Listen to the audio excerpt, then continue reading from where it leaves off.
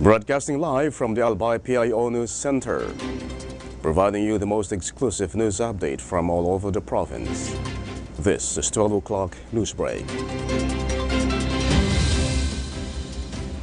In the local scene, in continuous celebration of the National Women's Month, the provincial government of Albay, through the Provincial Social Welfare and Development Office, conducted the Kalipunan ng Liping Pilipina, Kalipi Beauty and Wellness Program at the Albay Astrodome on March 20, 2024.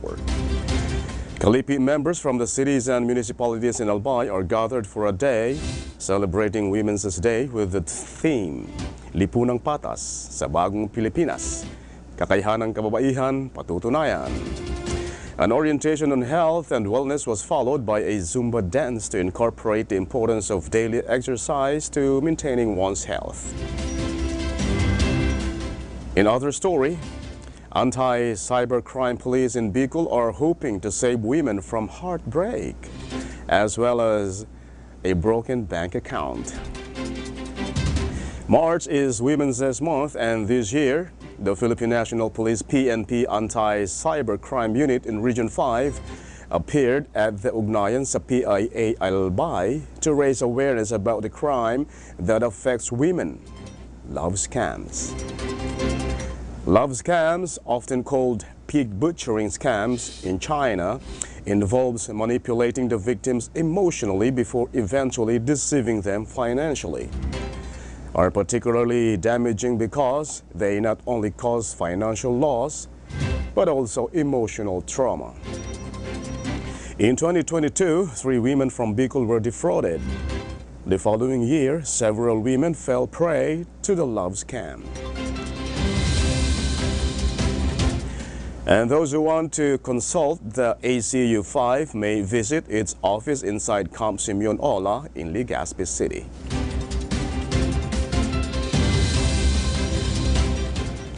In other news, rice farmers in Masbate were provided with a 61 million peso worth of agricultural machinery under the Rice Competitiveness Enhancement Fund (RCEF) mechanism program of the Philippine Center for Post-Harvest Development and Mechanization (PhilMech). A total of 33 various types of farm machinery, which includes 17 four-wheeled tractors, 7 rice combine harvesters, 6 precision rice seeders, and 3 transplanters were turned over to the farmers as cooperatives and associations (FCA) in 18 rice-producing municipalities. Regional Coordinator Joseph Corporal said that the distribution of farm equipment would significantly improve domestic rice production. RCEF aims to provide support to qualified FCAs nationwide by distributing farm equipment.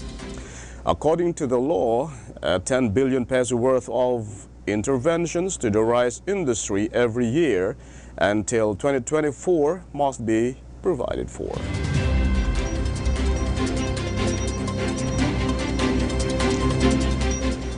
In the national scene, the House of Representatives has revoked the broadcast franchise of Sunshine Media Network International (SMNI).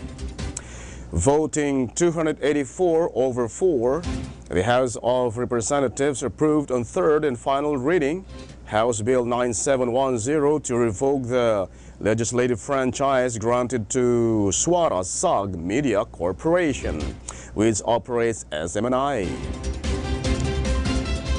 The network has been linked to the Kingdom of Jesus Christ of Pastor Apollo Kiboloy.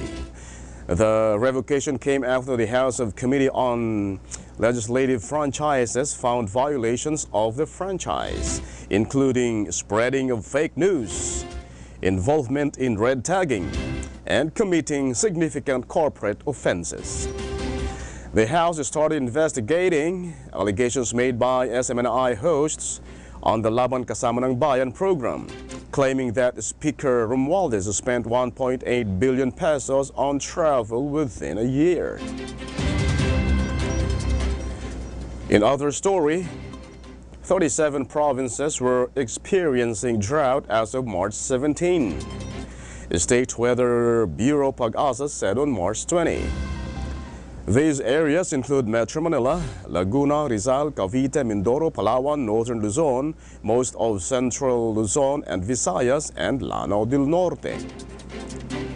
22 areas are under a dry spell and 12 more are experiencing dry conditions.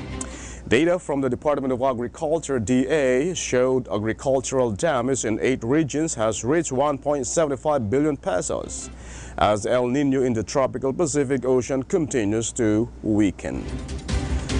The warm event may persist from March to May before transitioning to neutral conditions between April and June. Also, there is an increasing probability of La Niña by June to August. In other news, ABS-CBN noontime show, It's Showtime, is set to air on GMA from April 6. The networks announced it yesterday, March 20. Top executives of the two networks sealed the partnership at a contract signing ceremony held at the GMA studios, attended by its Showtime hosts. GMA Network was represented by Chairman Attorney Felipe Gozon, President and CEO Gilberto David Jr., Executive Vice President and Chief Financial Officer Felipe Yalong, and the Senior Vice President for Programming, Talent Management Worldwide and Support Group, and GMA Films President and CEO, Attorney Annette Gozon Valdez.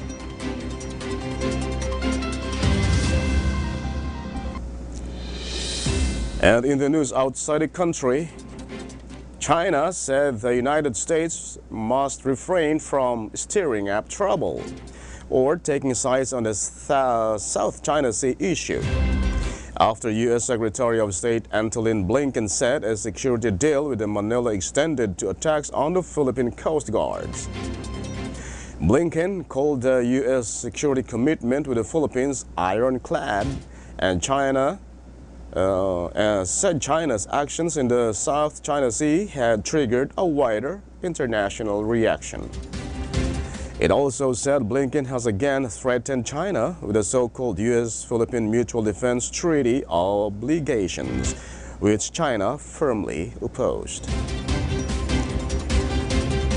In other story, the healthcare system in Gaza has essentially collapsed.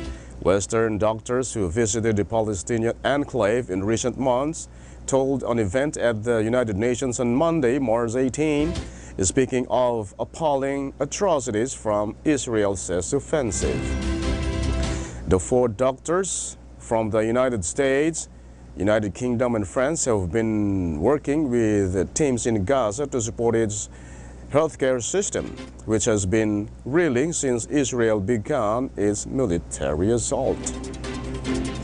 Israel denies accusations of genocide and has maintained that it is targeting Hamas, not civilians. It accused the militant group of using civilians as human shields and said it is right to defend itself. The doctors also warned of the large death toll if Israel proceeds with a plan to invade the southern Gazan city of Rafah.